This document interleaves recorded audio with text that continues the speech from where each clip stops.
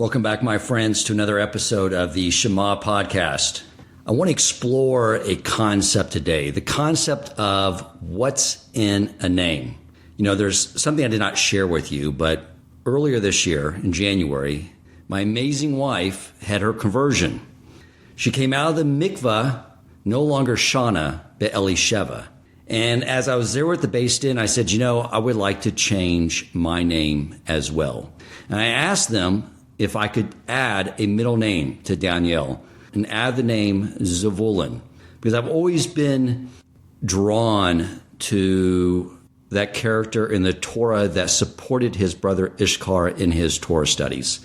And I always felt, as being part of Torch, that was something I took great pride in and something I wanted to do better. So I asked Rabbi Yacobian at the time, will that change my mazel and my ability to fulfill that mission in a much bigger way? And he said, yes, indeed it will. So I changed my name.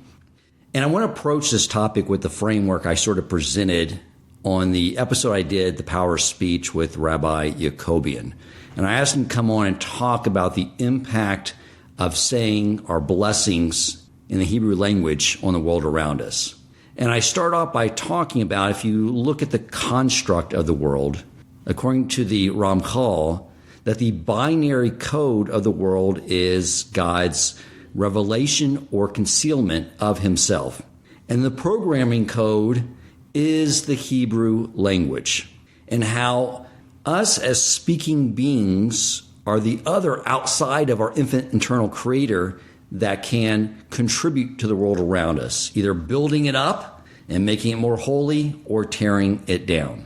Something Rabbi Cohen taught me was that the four-letter name of Hashem represents thought manifest, meaning that the Yud represents the initial idea of creation. The second letter, Hey, represents the world of formation. The Vav represents those ideas, that thought, that will of creation coming into the second Hey, which is the physical world. And likewise, mankind is structured in the name of that four-letter name of Hashem. The Yud is our head, it's our mind, it's our consciousness that houses our neshama. The first Hey is our arms. The Vav is our torso, and the second Hey is our legs. And it represents that we, as in the image of God, have been empowered as his co-creators to manifest thought in this world as well. But I want to get to how all that fits into situations you see in the Torah, like where Abraham, Sarah, Yehoshua, all of them were given these changes to their names to reflect their change in their mission, which is why I did it, but I wanted to explore it more deeply. So I asked Rabbi Cotlar, who I had on before, to come on and really delve into this subject with us.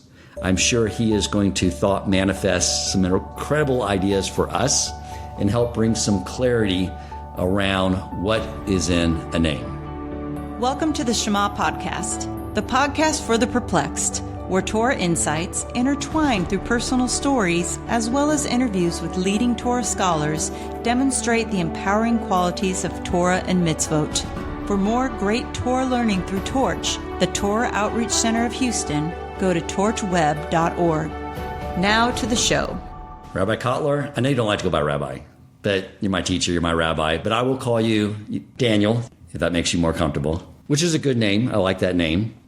Help us understand this, because it's sort of confusing, because one of the concepts I've always heard in Torah is that you have, like, we're not supposed to look at astrology, right? You see the rest of where they look at astrology, and they see how that governs their future, and they try to use that. But God tells us we're above that. We connect directly to the Almighty, that whatever may be a certain course of action by fulfilling Torah mitzvot, that we go to a more lofty level, but then reconcile that with how, when these names are changed of Abraham, Sarah, Yehoshua, things you've seen throughout history, why that makes a difference.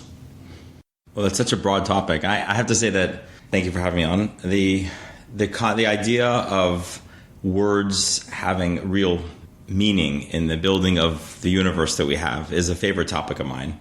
It's something that I'm always drawn to. I think it's a combination of things. It's like the truth behind the truth of what we see. And it's also maybe because of my background in tech and how I look for, I remember the first time that I was involved in anything software related, and I could actually write some, either I did it or I helped somebody else write some code and see something happen. And it was remarkable. And the idea of letters and ideas creating something real that actually has a real world implication is exciting, and to have this be built into the fabric of the universe is just really, I'm sure it's come up a lot on your podcast, and it's exciting. Well, for one, that prophecy in the Zohar about the second flood and the innovation of technology, I've read things from back at the turn of the last century about how we would discover things that would help us understand the deeper meaning of Torah, the Kabbalah. Indeed. And I think a lot of the metaphors so forgive me if I keep going back to software, and I know you brought it up earlier, because it's such a great metaphor. It's a modern metaphor, the last 30 years, and it helps articulate many of the things much better than some of the older ones, at least to me. Yeah. Many of the concepts that we're going to talk about, you have in of course, they've been in, because they're truth, they'll be in Yiddishkeit and Judaism from the beginning, in the Torah from the beginning. But they've always been hidden. You have the Sefer Yetzirah, the ancient book that is ascribed to Adam Arishon, to Adam. And then you've got the book of Zohar, times of Shimon Bar Yochai. But they come out in more modern times, in the 1500s, you have the Arizal, the Ari. And then my exposure mostly through the works of Hasidus and Chabad Hasidus in particular. And that would be, for example, the foundational book of Tanya and Shar HaYichud, the Gate of Unity of the Rabbi Shner Zalman of Ladi. So, and then expanded upon by all the other Rebbes who came after him. Okay. So, back to your to get into the idea of name, changing names. Why do we have to change the name? Well, you can look in the Parsha and you can find this is just throughout the whole thing. Throughout the entire Torah, you have story after story about how a name was right for the first time, but it wasn't right for the eventual evolution of a person. Sarai, Abraham's wife, Sarai couldn't have children. Sarai means my princess. She was incubating as kind of a more internal person, and then ready to come out into the world and influence more broadly. Her name was changed to Sarah, and then she had a child. And which means? It means princess or leader. Okay. It went from being my princess to... the broader use of the term, without the suffix meaning mine. Okay. So the princess to many. Yes. Okay. Similarly, Avram, which in the books of Hasidus is interpreted to be a shorthand for Avram, meaning lofty father. And according to Kabbalah, father refers to wisdom. It's our chachma. It's the first step of the top of the idealized human. And he had the idea of monotheism and ideas that would change the world, but it was in a state of, it was conceptual. But to then become Avraham, which turns into Av Hamon Goyim, which means father of many nations. That is a journey, and that's the journey of Lech Lecha, that parsha, which means go out into the world. So Avraham's name is changed, Sarai's name is changed. And then they have children, and their mazel changes as a result of that. Right. Explain a little bit about the mazel. The word is used in a lot of, and colloquially we say mazel tov. Right. And we say, well, you have good mazel or you had bad mazel. And so we use it almost interchangeably with luck. There's a line in Zohar that says, there's not a blade of grass that doesn't have a mazel on it saying grow. Okay. Like striking the whip almost, or saying grow. Right. It's the spiritual version of something. It's up the chain of devolution down from spiritual to physical, from concept to reality. It's the higher version of something. And in the story of Daniel, there's a part where there's a very scary image and like an awe-inspiring image. And the Talmud discussed how they're all taken aback. This is Daniel and Hanan, Mishael, and Azariah, three other students. Okay. They're all awestruck, but it says Daniel saw it, but they didn't see it. So if they didn't see it, then why were they awestruck? Because they didn't see it, but their mazel saw it. That's what it says in the Gemara. Okay. Their mazel, the higher, the part of you, if you imagine your neshama being an iceberg, but upside down, and only a little part of us is down here manifest. And so Mazel is a more spiritual, up the chain version. Like it's if we were shadows on the wall, then it's the physical object that's making the shadow. Right. Okay. So you're redirecting. By changing your identity, you're redirecting the pathways and of flow of energy and things into your life. I mean, then it goes on. Every single tribe, every Shevet, as they're being named, gives the reason. Their mother or their father gives the reason of why they're being named that. Reuven, Shimon, every single one. And obviously, names have meaning. And then you have throughout history, the two big protagonists. Throughout Jewish history, you have two kingdoms, the kingdom of Yehuda and the kingdom of Yosef, which are two of the Shvatim, two of the tribes. Their names themselves give you an indication of really, this is not a battle of just, it's a swinging back and forth between two important ideas within our soul. Each one of us has them, and sometimes we are more like one or more like the other. Yehuda being submission and haida, thanks, gratitude, but more specifically, we are called Yehudim, Jews, right? And that's what we're called in the story of Purim, for example. That just the Yehudim. Yehuda means we acknowledge. It's not about you. It's about submitting to a higher purpose. That's the Yehuda. And then Yosef means flourishing, and it's about what can I do? What amazing things can I do in the world? Can grow, and the kingdoms reflected that big difference.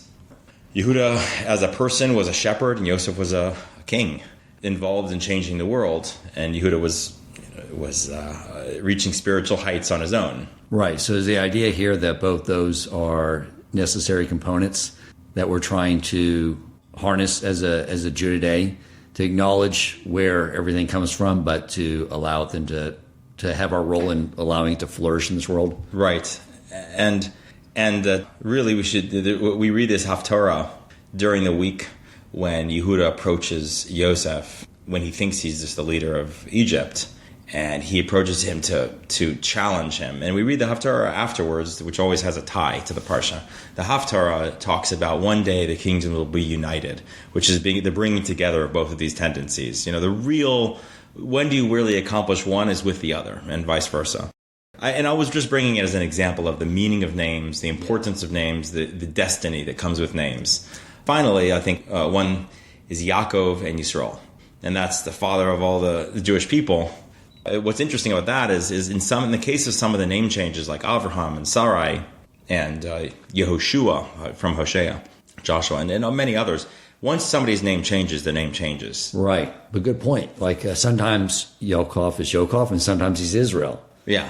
Because we are constantly swinging between our Yaakov and our Yisrael, and both are important.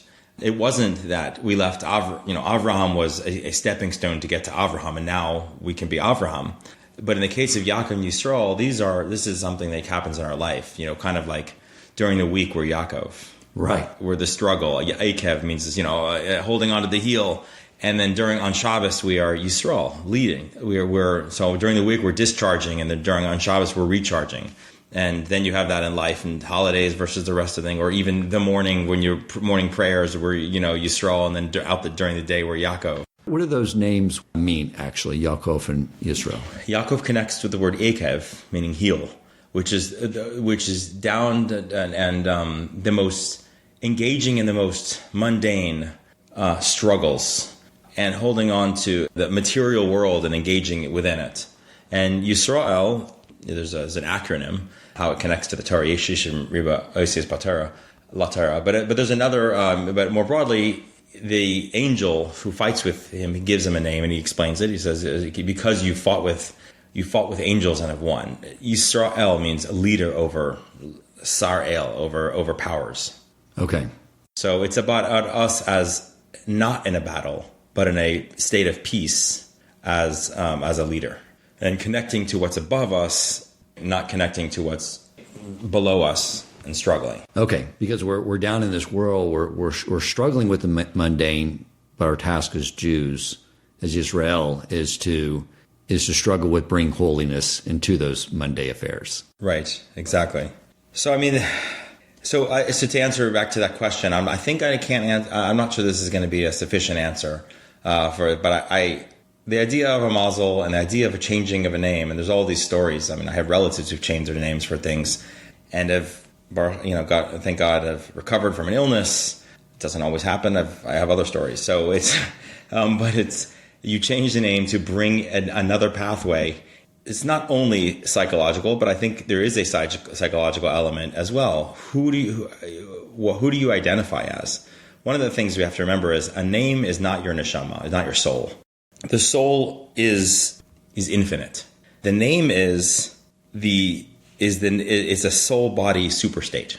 It's this particular instance of your soul body. It's so that is what's the name, and we can give it another name to bring in different elements of this infinite soul as needed. Right. Okay. Because we always have that opportunity to live in this world many times. I know just for myself, being a slow learner and a bad student, that I probably have maxed out every opportunity possible. So I've been here before. But each time someone's in this world, they have a different mission. I've heard that, I've read from the Arizal that Moshe's first incarnation here was Noah. He had that mission, but I guess they always criticize Noah as not having enough emunah as he should have, because he didn't get into the ark until it started raining. And then that same neshama comes in as Moshe, and which, by the way, is the word Moshe means. She also, another case of where the name is explored and described, and the reason for it right in the text. Yeah. She says, "I named you Moshe."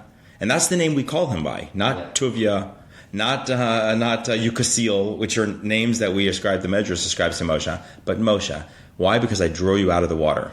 The Kabbalah says, and this is from brought in the book Torah from earlier sources, that when it refers to Moshe being drawn out of the water, it's a very high soul that is from the water, where water would be the hidden worlds and the land is the revealed world. It's metaphor. There was almost like a pre-world that contains these very high souls. Now, we all source ourselves from there, but there are souls that, even in our world, still identify, still connect, still are cognizant of the hidden world. And that's the meaning of Moshe. Okay, so it is a name that reflects what our neshama's specific task is. For that reason, that's why the Gemara says that when we name our children, we're kind of assigning a destiny, and it requires prophecy, and we have that prophecy. It's the 60th. I think you mentioned this on a previous podcast. We have a little shard of prophecy coming down, helping us. I heard a story. I haven't been able to find the source of it. That one Purim, the Lubavitcher Rebbe, there was a Purim Farbrengen, which means get together, and people were saying L'chaim, and he went around the table telling them the meaning of almost their future on the basis of their name. That would be amazing to have been there. I wish I was. So one of the things I just started incorporating into the Shemona Esrei was at the very end, going back and reading those verses for Danielle and for Zevulun. And so those verses some way are doing the same thing to sort of reflect the mission of which you and I are both saying the same thing, or both their names are Danielle. Yes. Both our parents. Daniel judges nation like one of the tribes of Israel. Yeah. Is that the one you say? So it's almost like we have this, both our parents lost their free will to some degree. Hashem wanted that to be our name. We both have some type of similar mission in this world based off the fact that we share that name. So is there more to that, the reason we read those biblical verses that represent our name? As anything, there's a lot of layers to it. One is reading a pasuk from the Torah that represents us, helps us identify. A verse from the Torah helps us identify with what our mission is and reminds us, as we do reading various verses from the Torah. The idea that words and names have spiritual significance is so common. It's almost hard to know where to begin with this. It begins with creation, actually. You have Adam Arishon, Adam, who's given the job of assigning names to animals. It's an amazing story in the Medrash, and the angels can't do it. They're unable to. Why is it so hard? You call the table a table and a dog a dog. Yeah. Call it whatever you want. But in Hebrew, we're told this is the building block of this is the language with which God created the world. It doesn't say, throughout the whole creation story, it doesn't say God made this or God made that. It says God says this. And the speech, as you brought from other podcasts, the speech is the creation. It's the assigning of how things will be manifest. To the point where it describes in Kabbalah where the sound of speech, people's speech, and by extension, how God manifests, is there's the sound, and then there are consonants which cut up that sound into shapes, into words, and into syllables. And the sound itself is assigned to chesed, which means expansion. It's about putting out. Whereas the consonants, and there's 5 categories, represent the 5 gevuros in the Kabbalah, represent gevura, which is limits, which is a common theme throughout Kabbalah and throughout Hasidus, that you have or and kalim. You've got energy and you have vessels or limits. And it's always a balance between those two things. And you find that throughout. And so the creation story is Hashem saying, let there be this. After all of that, you have Adam Rishon, who's given the task of naming animals. And he names all the animals, and it's supposed to be an amazing accomplishment. So we're told it's an accomplishment because he was so in touch with the spiritual flow of energy into the world that he could understand the tendencies, the purpose, the mission of each animal by a small example. The word for dog in Hebrew is kelev. Kelev is seen, according to Chassidus, as an acronym or a shortening of kol lev, kulei lev. It's all heart. Where the idealized human is mind over heart, intellect over emotion, and figuring out how to channel this animal that we have, which is important, into doing good things, but all through the lens of intellect. On the other hand, animals are not like that. In particular, dogs are such great friends. They're either excited, they're attacking, they're hungry, they're in the mood, they're doing something. It's all heart. It's not a good look for a human. But that's the essence of a dog, a kelev. In the book of Sefer Yetzirah, that initial, it describes the math almost behind how many combinations of letters can create things. And it says letters are bricks and the words are houses. And with 2 bricks, you can make 2 houses. And with 3 bricks, you can make 6 houses. And 4 bricks, make 24 houses. 520. Now, what's the math there? It's factorial, And that's every possible combination. That's why, in the way things are manifest, sometimes we can see it in the word, and sometimes you only have a little remnant of that similarity between 2 words is just remnant in the number. It's called the gematria of 2 words. You might have the same number, and that is symbolic to us. It doesn't mean that I could anyone can come up with 2 words that have the same gematria, and it doesn't mean it has value, but when a holy person who can see in the dark, as it were, and whereas we're groping around in the dark, but when a tzaddik or a rebbe or somebody says, this is the meaning of that, that's why they have the same gematria, or the gematria of this is that. We have it from ancient or inspired sources. It helps give a glimpse about the meaning of words. I think that's where I originally sort of got exposed to this idea of the power of the letters. And you're right, their numbers as well. Is I did study Sefer Yetzirah like 4 or 5 years ago. Now, keep in mind, the reason I tackled it over Sukkot was I read that if you struggle with the text, but you don't get it, which I didn't get it, but when Mashiach comes and the light's more revealed from Hashem, then you'll totally understand it. So I'm just letting everyone know I'm going to do a full podcast on Sefer Yetzirah when Mashiach comes and full clarity on it. You'll be ahead of most of us, just for me. Just for the fact that I struggled with it, but I didn't get it. But I do remember, like when I was reading it and all the commentary by Rabbi Cotlar was that they knew how to go into that, I guess, that conscious level of Yetzirah and change the letters. And these rabbis, they would create a calf to slaughter for Shabbos. Stories that are not from obscure Kabbalistic sources. These are straight from the Talmud. And the Talmud is a legal text. And it has stories in there, but it has stories like that, right? Creating a calf, creating of a golem. The initial golem story is from the Talmud. It's from Rabbah and Rav Zera. And a creation of something through words and letters. We're told that when Moshe has to save the person, the slave's life who's getting beaten up by the Egyptian, he kills the Egyptian with the name of God. Amazing. So the letters are the code. So the other thing about all this too is when you look at the different names of Hashem. So there's all these different names that are used to reflect his interaction with the world, which on one level teaches us that what really defines us is our interactions with the world. You can't see Hashem, can't hear, but what defines him is the way he interacts with us with loving kindness and balance with Gevurah in order to create the right type of compassion. And it really sort of like then what in the end defines us is not what we see in the mirror, but how Hashem sees our actions, how others see our actions. But talk a little bit about that too. I'm sure there's a lot more insights too on the various names of Hashem used in the Torah. Indeed. And we just came from Purim, where you have an entire book without the name of Hashem in it, and which gets to this dichotomy between a name as a helpful label and a name as a limiting restriction. And we use names. This is just a little philosophical about it. I mean, we use labels and names because it helps save time and it helps identify. You can see you give a baby a cup and they can just be transfixed and amazed by it for a while and turning it around. You give it to somebody, yeah, it's a cup, thanks. And that's it. Well, we use that name, so now we can, if we want to manufacture cups, we can just say cup and we can make a bunch of them. If you want to pass me the cup, and it's good. That's why we have a name for cup. Now that's good. And the problem is we do it for people too. And we that's the person who XYZ, we do it for, and then we do it for behaviors, and we type things to the point where they're just rinse and repeat, and they're templatized, and it's very limiting. When we get a text, you have an immediate reaction from somebody. Oh, this is from somebody. This. Well, how do you know what they had in mind? And so we do it to Hashem also, right?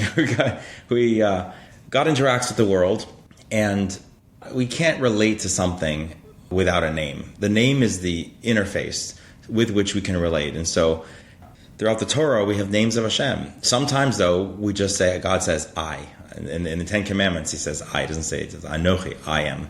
And then in the case of the book of the Megillah, I was referencing the book of Esther, HaMelech, the king. But he doesn't say any of the names. It's just hidden because in a way, it's less limiting when referring to God himself. A child's ability to believe in God as opposed to a complex, complicated, overcomplicated, the way that we can sometimes overcomplicate things. So we have to somehow strive for the understanding and the wisdom of understanding of these names, which we can talk about, but at the same time, rise above them almost to a child's purity, like praying like a child, just to be open. An infinite God who's, as we know, God is not these names. These are names that are just like we described ourselves. Our name is the interface between the soul and the body. When we describe names of God, that's an interface. That is a method. That's a way that God interacts with the world. Right. It's one minute vantage point for that situation, but that doesn't encompass obviously the infinite. How can you? It's infinite layers of infinity, and even that pales. So there's a story in the Medrash that introduces to me the idea of names of God. And your podcast is called the Shema podcast, and Shema Yisrael is the most fundamental and foundational of all the prayers. Where is Shema in the Torah? It's brought in I think in the book of Devarim. Moshe Rabbeinu teaches Shema before the Jews went into Israel. Okay. That every day they should say Shema to remember how the unity of God. However, it's the line Shema Yisrael does appear before then chronologically, not in the written Torah, but the Medrash brings stories of Shema before that. Right. Yaakov, when he meets Yosef. Exactly. Okay. I thought you were going to go with Yaakov and his children, which is the first thing my mind goes is to when they're all around his deathbed, and they reassure him, Shema Yisrael, listen Israel, God is one, don't worry, we believe. And he says, Baruch Shem Kavod Malchusay Le'Lavad. But there's an earlier, like you brought up, you got straight to the beginning. The first mention, as I understand it, of Shema Yisrael is in the Medrash when Yaakov is meeting Yosef. And we're told that after 17 years of suffering and wondering about his child, he finally meets him, and he's overwhelmed. And Yosef is meeting his father, he's crying with emotion. Yaakov is saying Shema. And what is the meaning of that? So it's explained in Chassidus that he's saying Shema Yisrael to himself. Hashem, Elokeinu, Hashem Echad. These names of God, I thought I understood. I thought I knew that there was Hashem, that's spelled Yud and Hey and Vav and Hey, as you described. We can call it, by the way, that's called Havaya. It's often pronounced Havaya in shorthand in Chassidus. They refer to that name. It's the switching of the letters, so you're not pronouncing it properly. So Havaya and Elokim, Elokeinu. So Shema Yisrael, Havaya Elokeinu, Havaya Echad. I used to think that they were separate modes of interaction of the world. There was the infinite kind. There was when we understood things. There was when things are going well and kindness brought down into the world of Havaya. And then there was the strict judgmental Gevura of Elokim. And I've been treated with Elokim for a long time. And they were separate. Like God could choose to act in this way or that way. Yaakov had this deep realization that it's all really one. He saw that this separation was in service of a good. It was in service of feeding the whole family, of creating a destiny, a future for the entire Jewish people. And so all of this hardship, he's seeing it now through the lens of the unity of God, Havaya and Elokeinu. What seemed like severity was actually the kindness, except you can't sometimes. You have to zoom way out. You have to zoom out. Maybe even more than one lifetime sometimes. Right, yeah. But certainly not in TikTok time. We're not going to be able to see it. Those are the two fundamental. It says Hashem Elokeinu is like the sun and a shield. The two most prototypical names of God as described. But there's 7 described in the Talmud that have a special classification that you're not supposed to erase them if they're written. Whereas in many cases, God is described as kind or as fighting a war for us, or all of these things, Chanan, Rachum, Tamim. However, those can be erased. It's the 7 names, special names of Hashem, which are generally a manifestation of God in a particular way, in a particular channel. The Kabbalists would talk about the world of Atzilus. Atzilus being the top world, where the basic ideas of differentiation, where you have these idea of the 10 Sefirot, the 10 powers that create the world, of which there are 3 intellectual, or which means processing, and 7 emotional, or meaning interaction with the outside. This is the DNA of our soul, and it's also the DNA of how God interacts with the world. And these names of God typically line up to one of those. But the most infinite of the name that is, let's say, in one way generic for God, and most infinite, it's if you imagine water flowing through channels, through pathways, maybe colored or different pathways, but the water inside is the infinity powering kindness, or the infinity powering infinite kindness, right? Infinity powering infinite ability to have gevura, to limit and to hide oneself. So that's why the inside name of all names of God is this Yudke, is Havaya. The revelation of infinity, as you described, that the rabbi told you, it's the thought manifest, right? Or not, I would say the way I think about it is the revelation of infinity. Pathway down from infinite to revealed. And that's why in the story of Egypt, Moshe goes to Paro, and Paro says, we all believe in God or gods, but who is this Hashem, Havaya, that I should listen to him? I don't believe in an infinite God is all powerful. That I can't get. Yeah, and I also read that in some commentary that the God that the first and second Pharaoh believed in was the element God that created the world.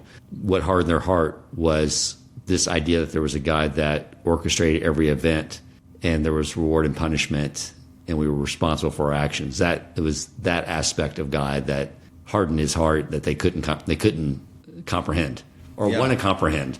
Yeah, it's easy to look on the outside. We're all a little like that, I guess, in some way, more or less. We obviously believe, but does our behavior belie a certain failure to internalize the fact that God is really running everything at all times, right now? So yeah, of course, there's God. He created the world. And the Tanya describes, or Shari Yichud rather, describes the view of philosophers that God created something and then left it to various forces of nature. And in the old times, they would believe this were forces of astrology, or but today, nature, there's the markets, there's things work, they're put in play. Okay, once in a while, big things. Okay, you got a act of Congress. Maybe God will get involved. My litmus test I like to give myself to keep myself in check, how much I recognize that, is when you're not feeling well, you have a headache, what's my first thought? Is it, Hashem, will you heal this? Will you guide me to the doctor that will heal it? Or is it immediately going to the medicine cabinet? Is the medicine healing me, or is it Hashem healing me? Oh man, now you're giving me a really guilty conscience. But that's like our, the reason we say the Shema, in the morning and at night is to remind ourselves that. But during the day, I forget that. And I'm always, or trying to force a business deal to be closed. Mm-hmm. And the things like, it's really like, who's really controlling this? In this parsha we just passed, they list all the animals, the kosher ones and the not kosher ones. And one of them is called a shalach. And it means it's the animal, it's a bird that swoops down into the ocean and picks up fish. I guess that's a stork, pelican. So the Talmud says that it's called that because it means swoop, and then it goes and tells a story that it brings a verse from the Torah, and I think Rabbi Yochanan says this is proof that this is God's wisdom is even in the depths of the ocean, that choosing which fish are going to have to go today. And that's sitting in the Talmud for a couple thousand years, but then in more modern times, the Baal Shem Tov and describes hashgacha pratis, which means specific guidance from God. A God is an ever-present and ever-involved God, which wasn't, people had trouble connecting with that in a detailed way. He would make illustrations to his students about even a leaf falling is directed by God in order to do, and he would show them, they would, look, it fell on this animal that needed a bug that needed shade. The tiniest thing of all things. And I was like, how can God pay attention to all that at one time? Well, it's good to be infinite. Right. And that's what we say in Ashrei too, right? Yeah. Which translate that for the audience? Open your hand and give life to all living things. Right. So he provides food. He provides everything to all living things. Yeah. And so the Baal Shem Tov used that as a proof. Even from the Talmud, it's not, God doesn't only pay attention to big things, not even only to humanity, even animals. Which fish is going to go that day? Elohim would be like the shield, the shield on the energy, because infinite energy is destructive, and more specifically, you wouldn't have a world without this limit and infinite power for God to hide and create give us a chance to have individual identity and think that we're independent. In the words of Kabbalah, it's called tzimtzum, contraction, hiding, and then you have Kale, which represents chesed, kindness, power, and then Adnai, we'd say, which represents Malchus, the rulership of God present in the world, as we've just been describing, right? And other names. Because we go back and forth in our liturgy, our Father, our King. We're constantly shifting between these two different ways in which we view God, correct? And I think we're supposed to be keeping both those ideas in mind at all time. Is that accurate? Because I always get confused. Like, do you want me to approach you as King or my Father? I prefer Father, but I know there's some times of the year where I just know that I'm the subject and He's the King. Come Rosh Hashanah, Yom Kippur. But I know leading up to Rosh Hashanah, then they say the King's in the field. That's your last chance to talk to your Father before He sits in the palace and passes judgment. But it seems like, He's always in both those things. I've always think about infinity as it can be a lot of things, and it depends on how we connect to the infinite. Right. The truth is, it's both, and it depends on who you are and where you are in your life. Right. It's fear and love, isn't it? Yes, and it's there are amazing holy people who in this world are, we say, Avinu, God being our Father. It's not just a psychological metaphor that He's really close to us. It's more than that. It's we are the kind of we have an infinite soul, and we are the reflection of godliness in this world. So we are children of God, and most of us are not in that space at all times, at many times. We don't act like it. We don't think like it. And so Malkeinu, a king, that's a more accessible relationship, because that is something, all right, I get it. I have to do it. I'm going to do it. But it's certainly better. It's higher. This close relationship of a father and a child, parent and a child, is a higher level. And great tzaddikim would have both. But they in this world, they would still be able to relate as a child, not just as a subject. And I think there's points in my life too where I know I need to be pushing myself a little more. And a forgiving father, that relationship is not going to cause me to push myself. You have to think long game, like when I'm standing before the Almighty. Sometimes I need to approach it like He's my King, and I need to be pushing myself more to do A, B, and C, so I can have the closeness of a father and son. So you're right. I sort of go back and forth on what's more appropriate for me in that moment. Sometimes when you're struggling, I just want to approach Him as a father. I think that's what He wants to convey to us too. That's a really great insight. The last name of the 7 names of Hashem to be revealed in the Torah was not in the Torah at all. It's in the later parts of the later books. It's in the Tanakh. Okay. In the Nach, particularly. So the name Tzvakos, we say, but it's spelled with an aleph, is the Lord of hosts. We find it all over the Tanakh. Who invents it? Who discovers it? Who kind of writes that pathway in, or sees God in that way, is Chana.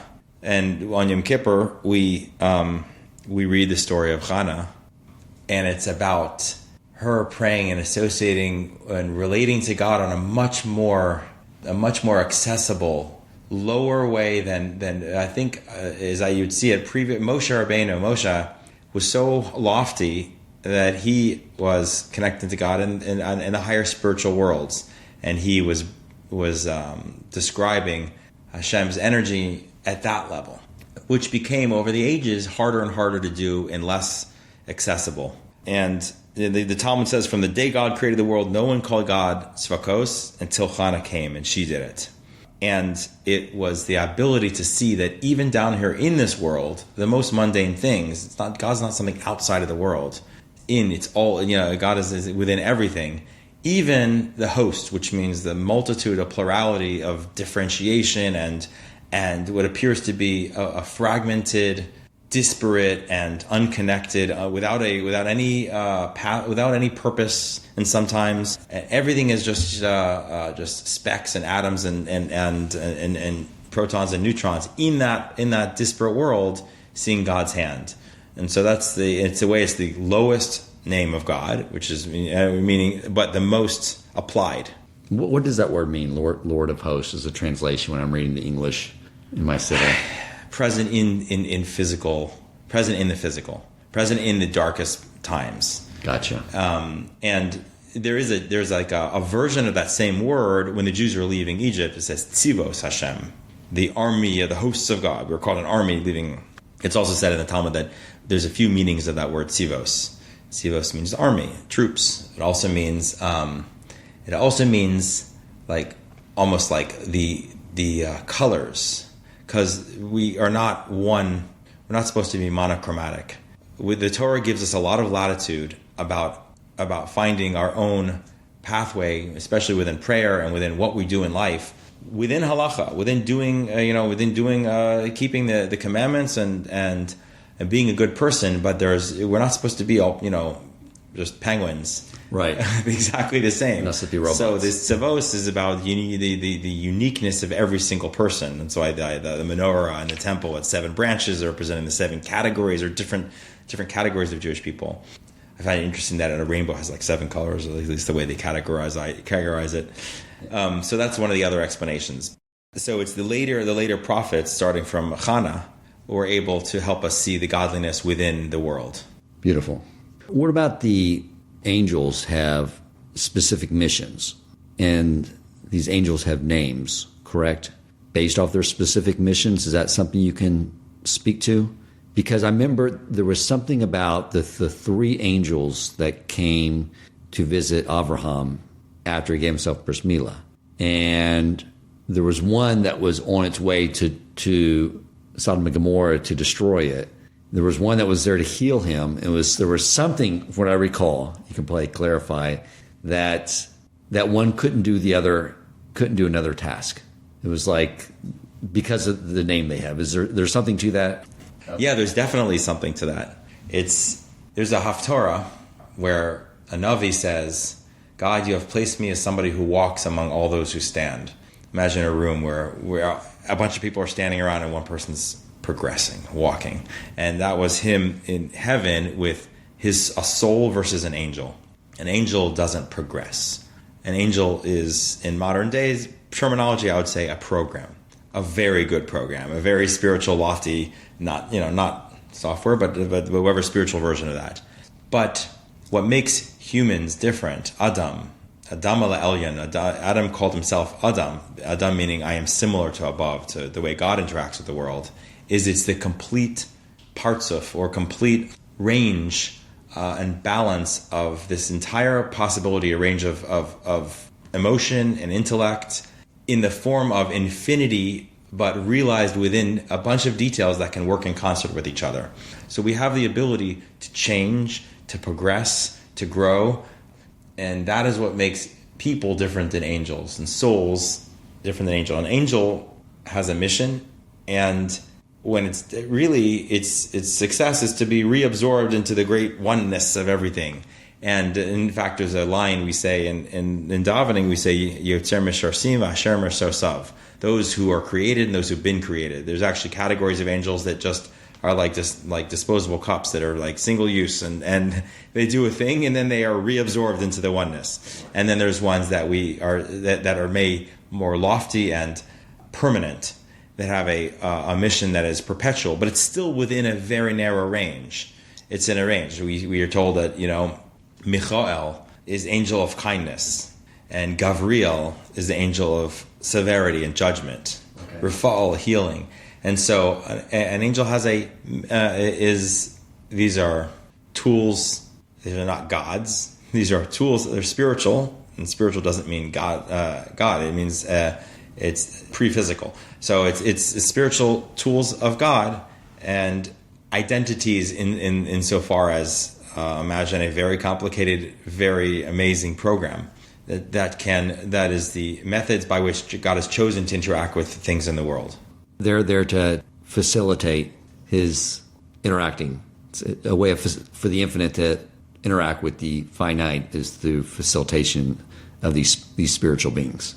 Yeah, and in Kabbalah, you would have, it describes worlds, the four worlds, and there's powers within the world, and also in Kabbalah it says very careful, you're not praying to these powers, you're seeing the godliness present in the powers. Even the way that the detailed way that God interacts with the world is said to be through names. So this Yud and Hey and Vav and Hey Havaya has 24 combinations for each hour of the day. When Rabbi Shneur Zalman Avdi was in jail in Russia, they tried to confuse him by having lights on at weird hours, and he always knew exactly what time it was. He said, "I know what it is. It's 2:30." He said, "How do you know?" He says, "Every hour there's a particular unique combination of God's energy coming into the world. So if you can see it, then you know what time it is." I heard a story about the Husiatana Rebbe, which he lived in the earlier part of the 1900s, and up to the 1940s, there was a lot of fear and panic that the Nazis were going to invade, actually make it into Israel. And he was telling people to visit the gravesite of the holy Or HaChaim and to build mikvahs as a protection. And then at one point, they were maybe 2 hours away. It was very close. And he said, he looked into the distance and he says, "We're going to be fine." And they asked, "How did you know?" And he saw the letters of Hashem coming in the right order down, that there would be at least this amount of order and hierarchy and purpose and correctness in the world. It wouldn't be as dark as the Nazis into Israel. The people who are highly sensitive can see the names can see the pathways and can see Hashem, combinations of energy coming into the world, can see it in people, and that's why they can help people, guide. There was a Kabbalist in Israel who advised a relative of mine to change her name after a car accident, and she did. What was her name? Was it what? Her name was Orly, my light, and she changed. He told her to not only add a name but change her name to Noah, and so she did, and she recovered. But the point is just that holy people can see this, and we're lucky if we get a glimpse of it. But I think studying the ideas and studying the concepts as you said about Sefer Yetzirah, it gives you a familiarity that does create a structure and a framework you can start building scaffolding around in your head and building a story and understanding it more and more. Ultimately, we're never going to get to a perfect understanding, but we do get better. We can see with more clarity, and it can affect our behavior. The Medrash tells about how our soul, before it enters the body, is taught the entire Torah, and then is given a little jolt by an angel and forgets everything, comes out. So then what's the point of that? That sounds tragic.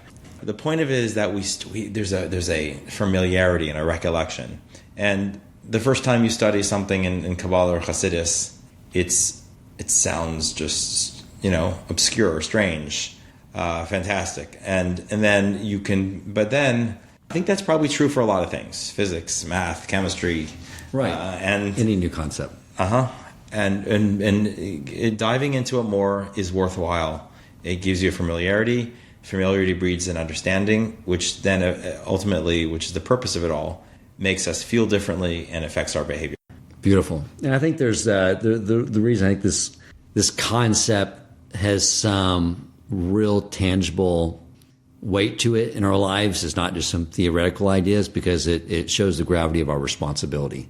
With speech, there's a lot of things like, we were sort of drawing on this parallel of technology, which again, the sages, over 100 years ago were saying we would have innovation that would help us understand the world.